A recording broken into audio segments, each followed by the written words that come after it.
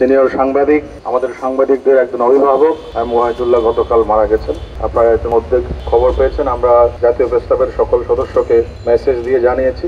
আমি তার স্মৃতির প্রতি শ্রদ্ধা জানাচ্ছি এবং তার পরিবারের প্রতি সহানুভূতি জানাচ্ছি।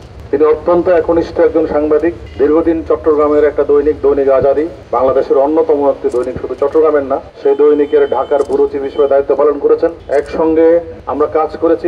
আমাদের একটি সংগঠন ছিল সিজেএফডি, যেটি এখনো আছে, চিটাগাং জার্নালিস্ট ফোরাম। সেই ফোরামের তিনি সভাপতিও ছিলেন এবং সেই মানুষটিকে আমরা হারালাম। তিনি মাঝে মাঝে আমার সঙ্গে কথা হতো। দীর্ঘদিন অসুস্থ ছিলেন, প্রায় বলতো শরীরটা ভালো নেই, কিন্তু আজকে আমরা তাকে হারিয়েছি। গতকাল আমি যখন খবর পাই, ওয়াহিদ ভাইয়ের বোনের হাজবেন্ড আমাকে ফোন করেছিলেন যে তার পরিবারের প্রতি আবারও সহানুভূতি জানাচ্ছি এবং সংস্কৃতির প্রতি শ্রদ্ধা জানাচ্ছি। তার আত্মার শান্তি কামনা করছি।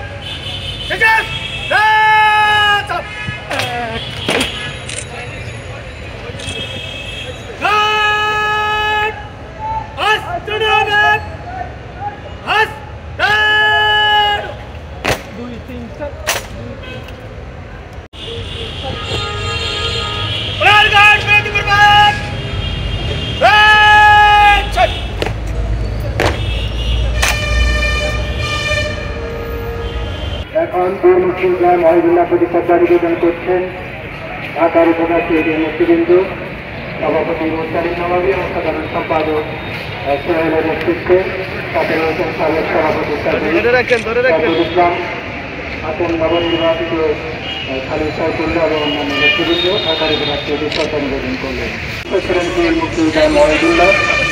এখন চট্টগ্রাম সমিতি শ্রদ্ধা নিবেদন করছেন বীর মুক্তিযোদ্ধা ওয়াহিদুল্লাহর প্রতি সমিতির নেতৃবৃন্দ এবং চট্টগ্রাম যুব সাংবাদিক ফোরামের শাহিন চৌধুরী এবং সিনিয়র সাংবাদিক অনেক দায়িত্ব অন্যান্য নেতৃবৃন্দ আছেন, কামাল ভাই আছেন। শ্রদ্ধা নিবেদন করছে চট্টগ্রাম সমিতি।